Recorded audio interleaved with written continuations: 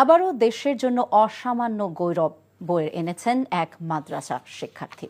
কুয়েতে আন্তর্জাতিক কোরআন প্রতিযোগিতায় ৭৪টি দেশকে পেছনে ফেলে প্রথম হয়েছেন বাংলাদেশের হাফেজ আনাস মাহফুজ। দেশে ফিরেই আলেম ওলামা আর সতীর্থদের ভালোবাসায় সিক্ত হন মাহফুজ। আরও জানাচ্ছেন জাহিদুর রহমান।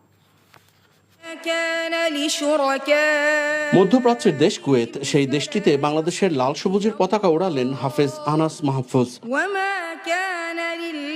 কুয়েতের ধর্ম মন্ত্রণালয় আয়োজিত ১৩তম আন্তর্জাতিক কোরআন প্রতিযোগিতায় সারা বিশ্বকে পেছনে ফেলে প্রথম স্থান অধিকার করেন আনাস। আমি উস্তাদদের প্রতি কৃতজ্ঞতা আদায় করছি যে তারা আমার প্রতি মেহনত করছে, অনেক শ্রম দিয়েছে অনেক। ২০ নভেম্বর কুয়েতের ক্রাউন প্লাজায় বিশ্বজয়ী কোরআনের হাফেজ আনাস মাহফুজের হাতে পুরস্কার তুলে দেন কুয়েতের ধর্ম ও আইনমন্ত্রী ডক্টর ইব্রাহিম ওসালে। রাজধানীর মিরপুরের মার্কাজু ফয়জিল কুরআন আল ইসলামীর হিফজ বিভাগের শিক্ষার্থী হাফেজ আনাস মাহফুজের বাবা হাফেজ মাওলানা মাহফুজুর রহমান কাতার প্রবাসী, মা শাহনাজ পারভিন ফরিদপুরের একটি মাদ্রাসার শিক্ষিকা।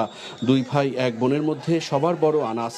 তার সাফল্যে উচ্ছ্বসিত শিক্ষকরা।